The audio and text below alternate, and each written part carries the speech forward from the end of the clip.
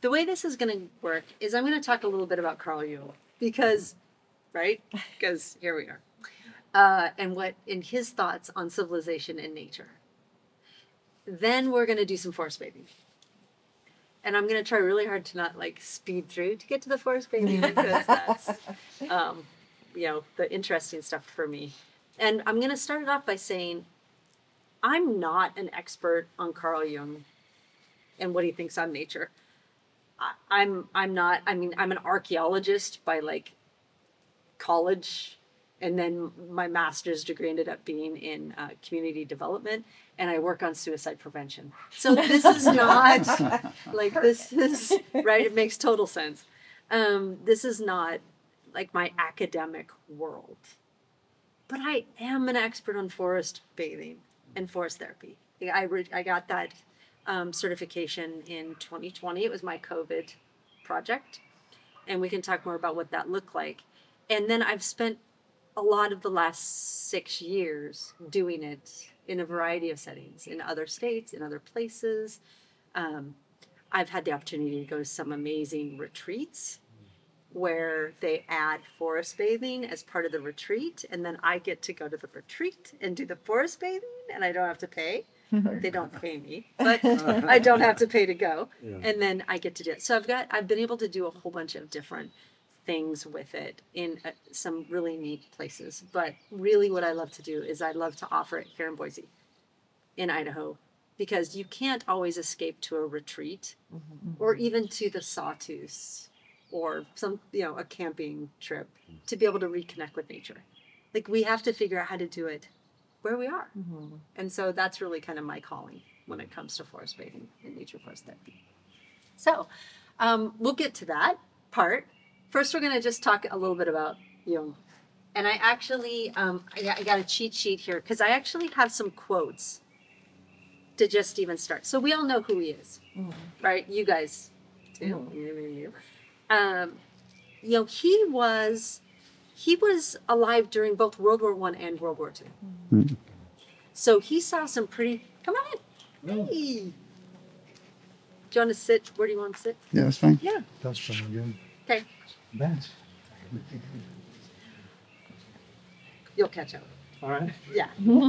So we're just talking about Carl Jung, and he was alive during World War I and World War II. And that really influenced his work, obviously, because he was really seeing some of the machinery, which we're going to talk about, of the rational machinery that was destroying the world, and his work on trying to figure out what is the sickness that causes that, and that's where he returns to nature a lot in his reading. So. Let's just start with a quote. Every civilized human being, whatever his conscious development, is still an archaic man at the deeper level of his psyche. So by archaic, he means, I had to do a little digging just to see for sure what he meant. And what he meant was this, 300,000 year arc of humanity, that's in us. That's in us. That's the majority of us. That's our DNA. That's our evolution. And that is still in us, no matter how much civilized we are. And the psyche, he says, is a natural phenomenon, and the psyche is nature. So, and we're going to talk a little bit more about what he meant by the psyche is nature. But I thought maybe we need to just make sure we all have the same idea of what psyche is, because I actually looked at the definition of psyche, and there was like 16 different definitions of it, and I was like, oh, let's pick one.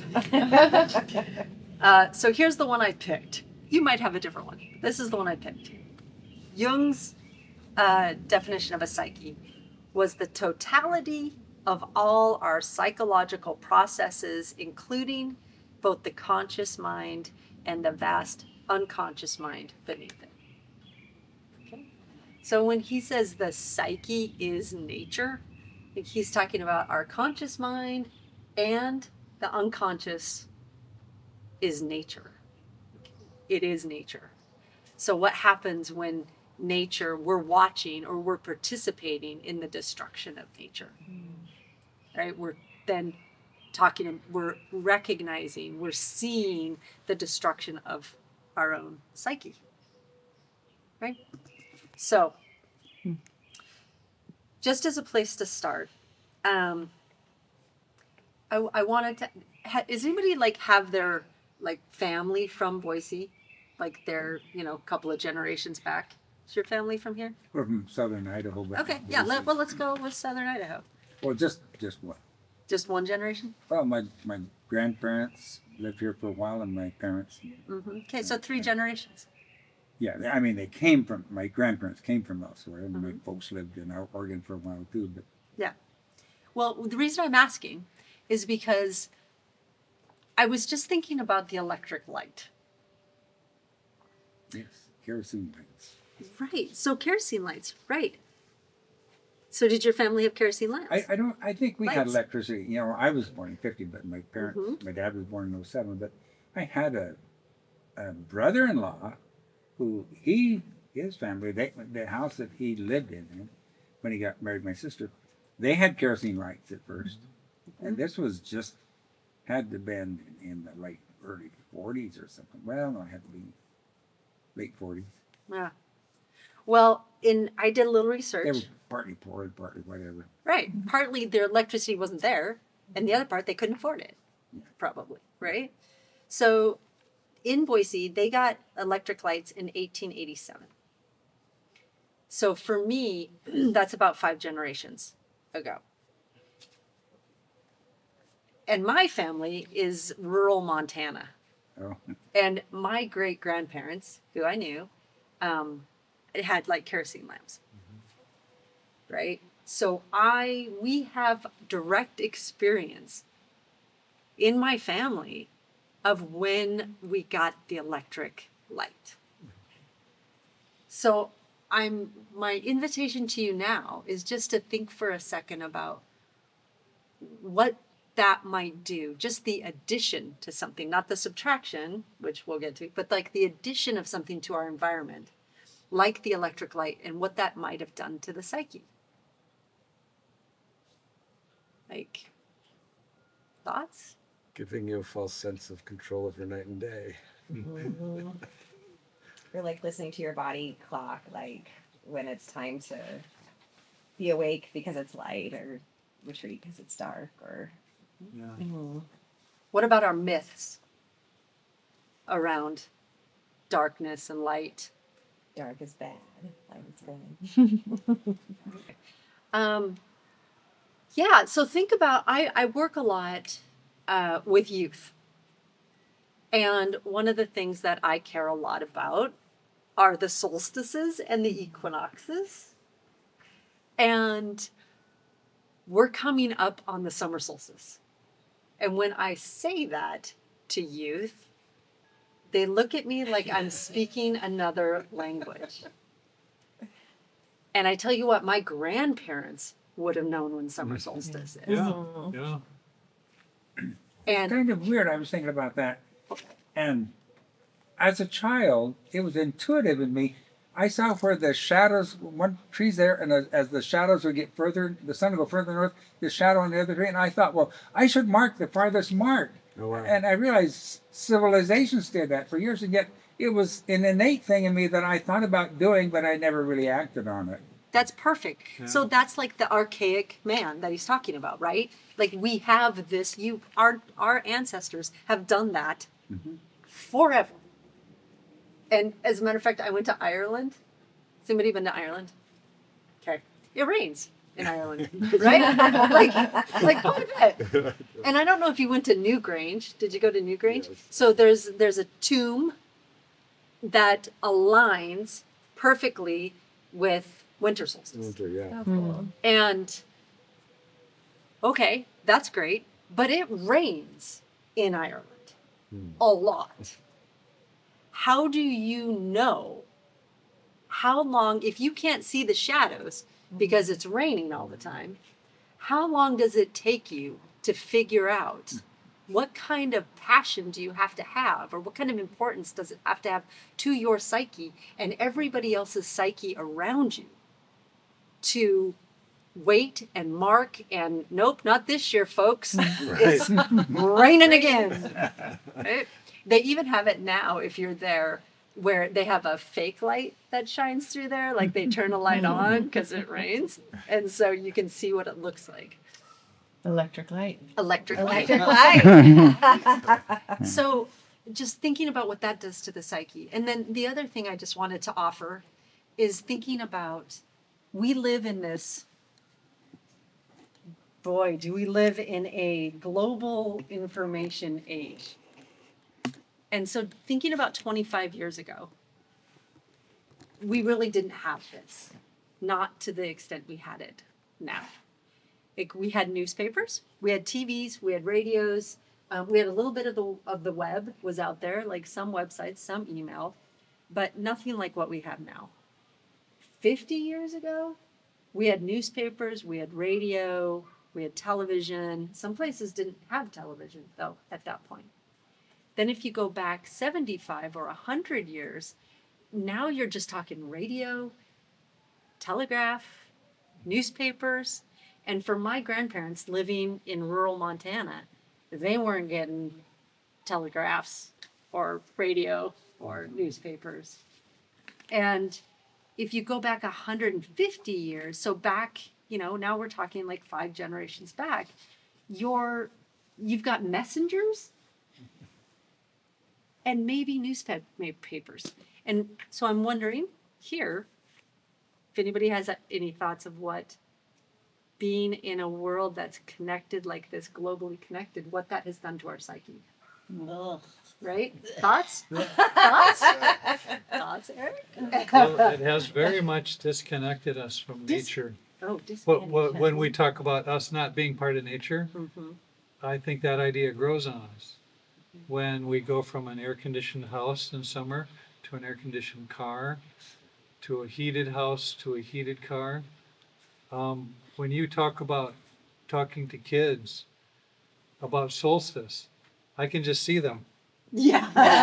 And then they read, Yeah, a what's the Wikipedia. solstice? Well, it's not Wiki. Now it's Gemini AI, or, yeah. or Yeah. whatever, the Chat GPT, and reading it as a text is so different from your experience, which is similar to mine. I had kind of an engineer cast of mine. I noticed the shadow changing, and the year changing. And then back in the day when our families grew our own food, now, you go to the store or you have an Amazon, pretty soon drones are going to drop it off. And, yeah, it's incredible. And I wonder about the future. But I really like the emphasis that this is nature. Yeah. This is evolving. And when I think about AI, I play with it and I'm trying to track what's going on. It is also evolving. It's a different kind of life and intelligence.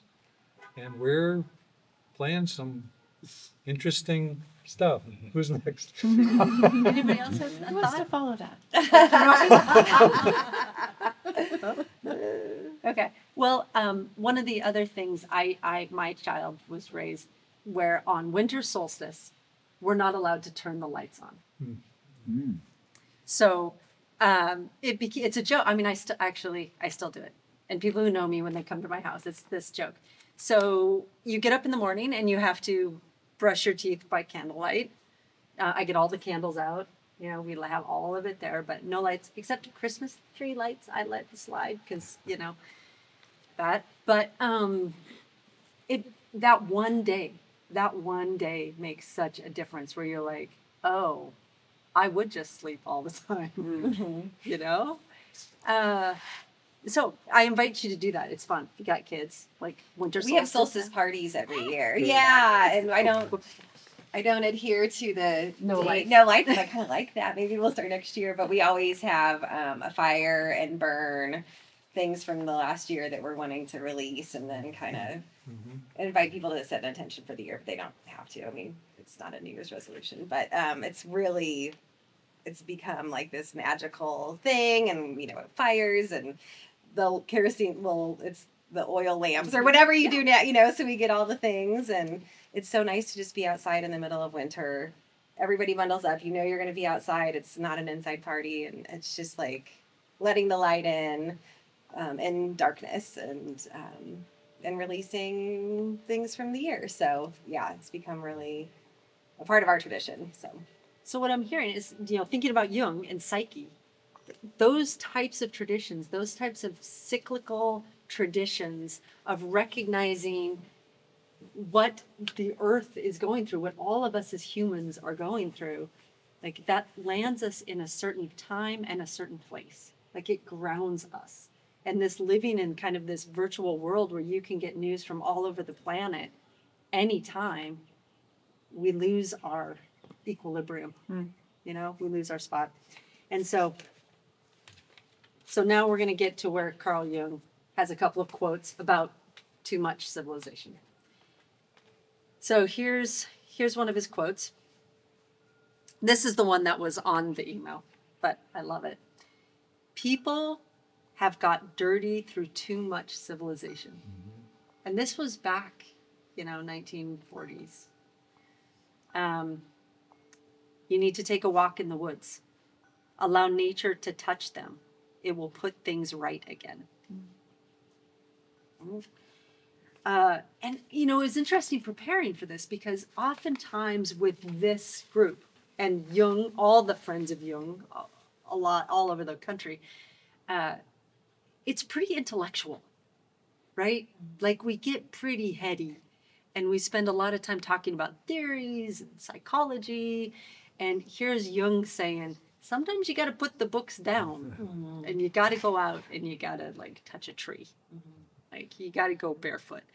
So my hope is that something like this becomes an integral part of the Idaho Friends of Jung, so that every so often we have something that's not heady, but instead gets us into nature and kind of washes us off. And especially because it's called forest bathing. That's just perfect. Okay, here's another quote by him. Our world has become dehumanized. Man feels himself isolated because he's no longer involved in nature. Yes? No? Maybe? Some people? And then here's the last one. Our intellect has created a new world that dominates nature and has populated it with monstrous machines. And this was before... Can you imagine if he came and looked around? What would he say? Do you want to channel him? Thoughts? I don't know what he would say. Like data centers? Like we're going to fly to the moon. And don't get me wrong, I love the Artemis 2 stuff. I was a big supporter. But you know why we're going to the moon? To develop it. We're going to mine it. Right. Yeah. Like, what would he say to that? We're going to mine the moon? Like, my psyche might not be able to handle that. I'm not sure. So he was deeply concerned. Jung was deeply concerned about what over civilization, what over rationalism, materialism, all of those things, what it was doing, not only to the natural world, but to the human psyche as a whole, as a people, like as a generation of people, not just even the individual, but what is it doing to the collective? And he was very concerned about that. So what did he tell us to do about that? I have a quote. Okay, so he didn't just want us to abandon civilization. He wanted us to integrate, right? And that means being conscious and proactive about making sure that we're trying to live in a reciprocity kind of place with nature. And are you all familiar with his time with the native people of the Americas? So this was really actually very interesting. And so he went down to the Southwest and spent time, what year was it? 1924. and spent some time, and he had a really good teacher called Mountain Lake. I think I put it on here somewhere. Yeah, Mountain Lake was his teacher, and he had a lot of awakenings during this time, and so I encourage you to look at those if you haven't looked at those, or you haven't, you can Google it. We also have some books. It might be on our bookshelf. So there's books in there that of the Idaho Friends of You, and you can check them out as well. And here's what he said. This is how he summed up his time with Mountain Lake. He said, "I realize there is an imbalance in Western culture. I came away convinced that the psychological health depends on maintaining a relationship with the natural world." Right? So it's not even like we need to get rid of all of this, or we need to turn away, or we need to buy a little cabin in the Sawtooth and, decide to live there for the rest of our lives, which always sounds good to me. But so how do we, what is the easiest way? Like, what's easy? Like, what can we do? Like, I love your ritual on solstice. It builds community. It recognizes the season and the place. And it's fun. It sounds like it's fun. When you talk about it, you smile, right? And trying to integrate that, especially with some of our younger folks who are so disconnected from seasons and times and place. Yeah, we have kids. We invite all the kids, and they release and shake a bell, and it's and they say more honest things from the heart than some of the adults do. They're really authentic and raw and vulnerable, and it's very cool to witness that. And that's amazing. I love it. And it just shows that our kids have that archaic person in them, right? Like, they know those hundreds of thousands of years where we've done this. And it's easy to reconnect if we just make it accessible. Well, like kids with pets is a good thing. Yeah. I mean, if the pet hasn't become too humanized. But I was going to say another quote that this rings in parallel to me was I heard a British journalist asked Gandhi, "What do you think of British civilization?"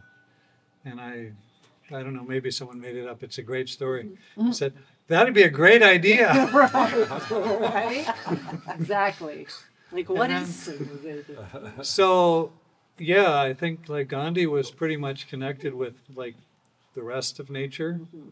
Another quote that I heard recently was people are talking about getting a liberal arts education in order for young people to get along. And I was kind of going, a liberal arts education, what it teaches is that you have to fight. It's kind of like if you want to have a good diet nowadays, you have to fight to accomplish it. You have to either grow your own food or know a farmer. It's like a fight. It's an intention. And if you want to live a real human life, interface with trees and animals, you have to fight against, I think that's exactly what Jung is talking about, this over plastic civilization that we're living in. Other thoughts? like take the earbuds out, and go for a walk. Take the earbuds out. Like so often, I would go for a walk and have my earbuds in and whatever, and then I just realized like I really needed to reconnect. And so when I took the earbuds out, I would hear birds and just the sound of things or nothing. And I think just making that conscious decision, even for just like 15 minutes a day, to check out of any music's, I listen to music when I work all day, and like, any just noise other than the birds in the sky. And I have started a ritual. I have a hot tub, and I get in every other morning before work and watch birds and nature. And I am also a counselor with vocational rehabilitation, and so I am helping all day long, and it takes a lot out. But if I can kind of center myself in the morning, that's like my church now. I'm like so thrilled, and I've done it year round just this year, and it has like helped with anxiety, and I think just kind of that conscious decision to turn it off and hear nature and watch the things that, even if it's ducks, just flying over geese and just Even listening. the clouds, just Yeah, watching the clouds. Or if, Mhm. at night, the stars, and just, I think, having something to do that's outside, where you're not freezing, but also just where you can just be still is like so helpful. And I feel sorry for our kids because they don't know how to do that, to just turn it off. And so I hope there's some person or some influence that can help them recharge with nature too. So I don't know. I do hear my kids telling each other and their friends when they're playing video games, you need to go touch grass. Oh, really? And when you're just been playing too long or something, or on your phone too long, it's time to go touch grass. So that's what I this like reminds that. me of, is what we're doing, is touching grass. Yep, that's great. That's great. So, I like to walk this labyrinth, and I always do it barefoot, even in the winter. nice. Yeah, because I think there's something to that. Well, we're going to move to forest bathing here in a minute. But I did just want to touch on that Jung literally lined out 3 things that disconnection from nature causes, 3 psychological, does he call them illnesses? He called them, I don't know if he called imbalances. He said disconnection leads to anxiety, loss of meaning, and psychological fragmentation. So if I had to draw up what was kind of wrong with folks, those might be the 3. Okay, last quote, and then we're talking forest bathing. The last one I want to end on here is, he says, nature is an incomparable guide if you know how to follow her. So that leads us to forest therapy and nature and forest therapy, or shinrin yoku. And did you do it with me? I've done it. Okay, you did Yeah. do it with me. You listed it with me. Great time. Right? So I'm just going to give you, so usually it's 2 hours long or 2.5 hours long. So this is just going to be a taste. This is just an appetizer. And normally it gets a longer discussion about what it is and a little bit of kind of where I came from with it, but you're not going to get that. But you will, I do want to tell you just a little bit of where it came from, because that's important. So in Japan in the 1980s, there was a spike in stress-related illnesses. And everything from hypertension, some types of cancer, like anxiety, depression, like a lot of those types of diseases were on the rise. And the Japanese government said, hey, go out to its ministries and said, figure out what's going on. Like, why is this happening? And the Ministry of Agriculture looked and said, oh, we have this big influx of people moving from the rural areas into the big cities. I wonder if that has something to do with it. So they then did a bunch of research and took people from the cities out into nature. And before they did that, they tested their cortisol levels, they did their blood pressure, they got screenings, they filled out forms. And once they were out in nature, they had a guide, and the guide would invite them to do some things. And then after it was over, they would test their cortisol levels and their blood pressure and have them fill out forms. And they realized that, I mean, intuitively we know this, right? Right? Like if I'm on a nice long 2-hour walk in nature without my earbuds and just in present, like, yeah, like I feel better. But they did the science behind it. And if you are that type of brain where you really like that kind of science, there's a lot on the Japanese and shinrin yoku, which literally translates to forest bathing. And they called it that because they found out that trees, when they're attacked by an insect or by a fungus, they will emit oils to let the other trees know, hey, I'm being eaten by an insect. So beware, up your defenses, get to protect yourself. Well, it turns out that we evolved with these trees, and so when they're called phytoncides. When they're phytoncides, when we're bathing in them, our immune system increases as well. And cancer cells. There's this called natural killer cells, NK cells. That's one of the cells that increases as well.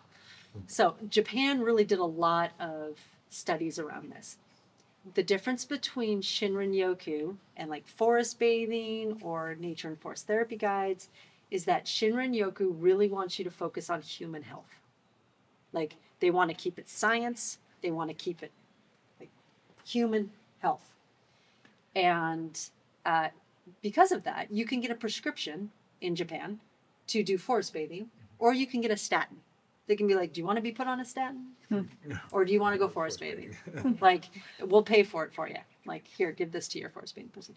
You can also do it in South Korea, and you can do it in Canada.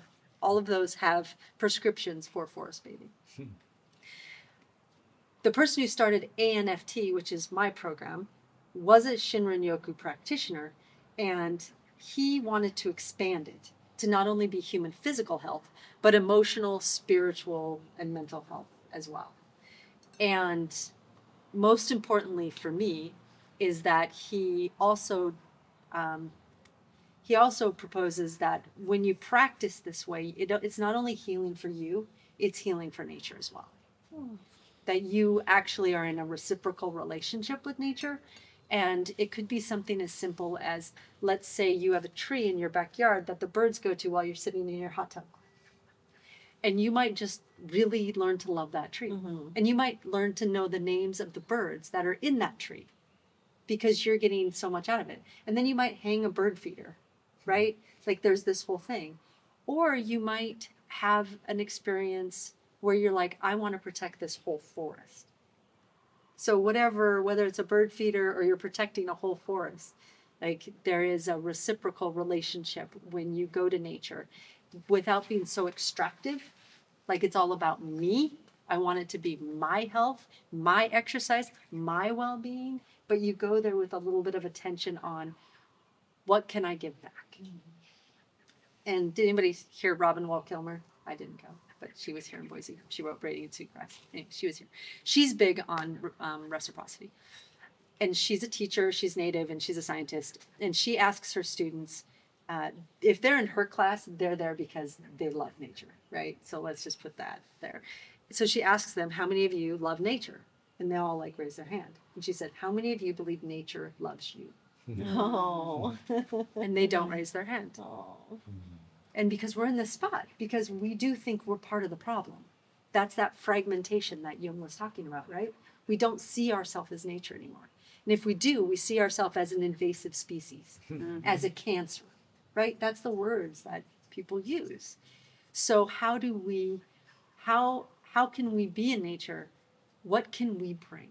And it turns out it's really simple. I'm going to give you the cheat codes. It's our attention. It's sitting in the hot tub. It's looking at the birds. It's looking at the trees. It's looking at the clouds. That's the thing that heals. That's the thing that reconnects, whether you're 10 or whether you're 70. So with that, I thought I would offer a little bit of forest bathing so you can experience it. Sound good? Okay. So the first part of forest bathing is I'm going to talk a little bit. It's a little bit like a meditation. That happens in every forest bathing you will ever have. After that, the guide doesn't talk very much at all. And the reason that the Japanese realized you needed a guide is because oftentimes we'll say, especially in a place like Idaho, like I do this all the time. I'm in nature all the time.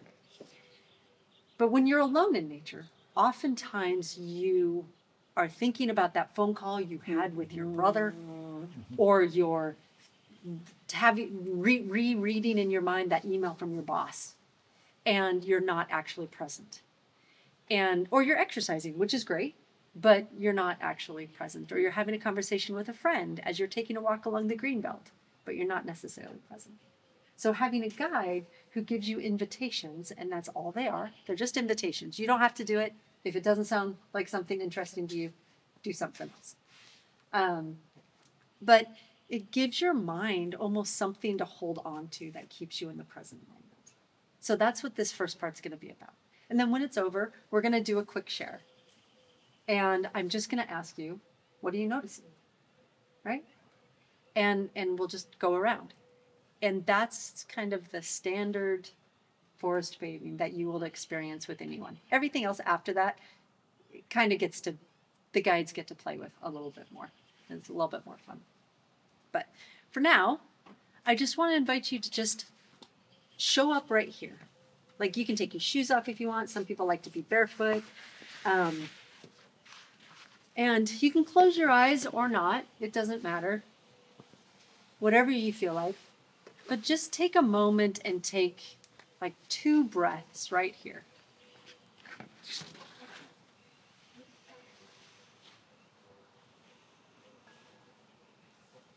And maybe on your 3rd breath, I invite you to imagine that you're breathing in the oxygen that's coming from this tree that we're sitting beneath. Just allow yourself to imagine that you're breathing in the oxygen that it produces.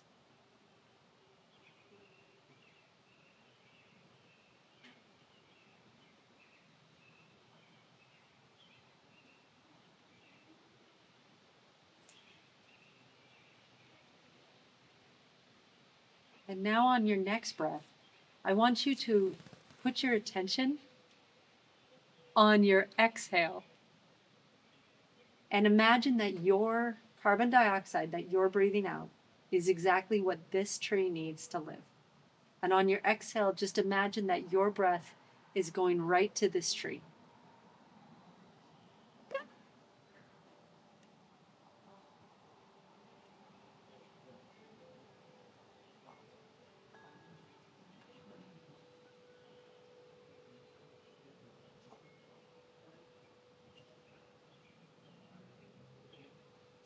You don't have to do anything to belong here.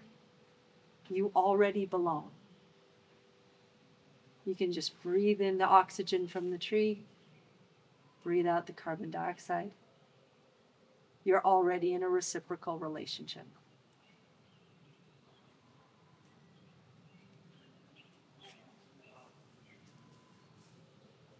And while your eyes are closed, I invite you to listen to the sounds of this place.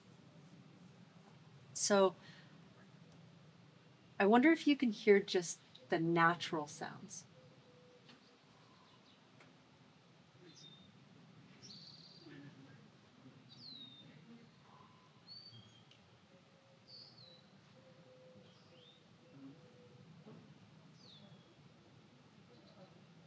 And then are there any human-made sounds that you can hear?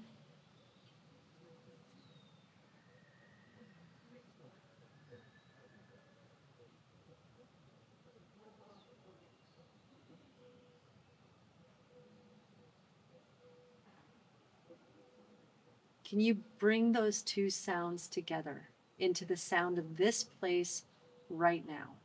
The symphony that's here right now.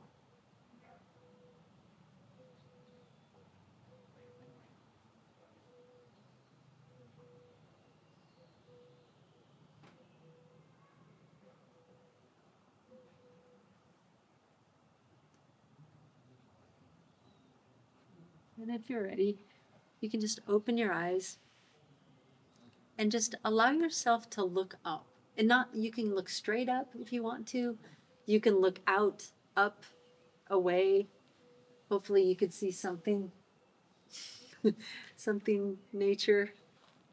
And just allow your eyes to wander with what's up.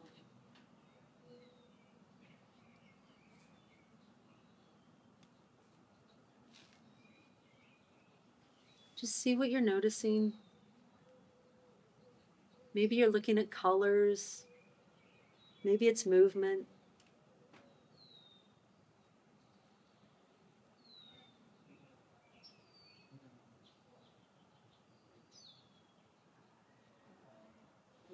If If you want to turn and stand, you can. It's not a, you're not stuck.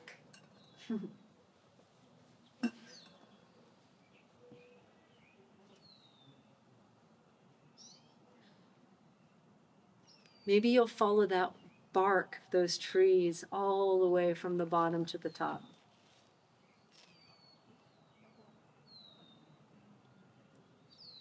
Is there a feeling in your body when you do that?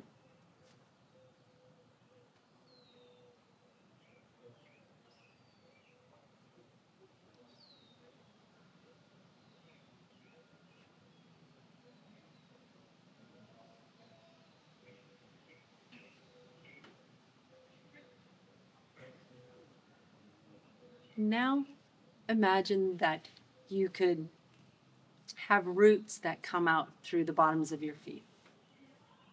And just allow your roots to skip through the cement and go straight into the dirt. Maybe your roots encounter some rocks. Maybe your soil is really soft. What is it like for your roots? What are they encountering? How deep can they go? Is it one root going really deep, or do you have a wide branching set of roots? Are they finding water? Or more soil? Or more rocks?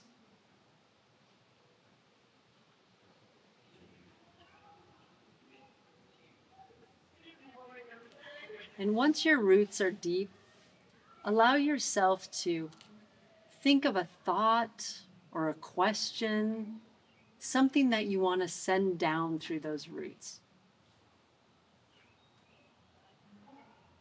And just allow that thought or that question to just drop down through your body and travel all the way down to your roots, down to where it connects with the earth.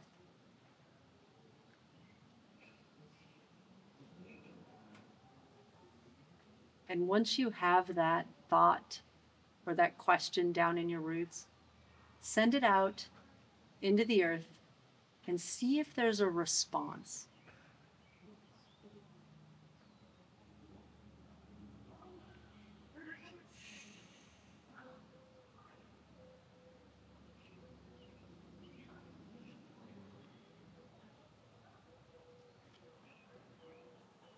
And when you're ready, pull your roots back up through the soil, through the rocks, through the cement, and back into your feet.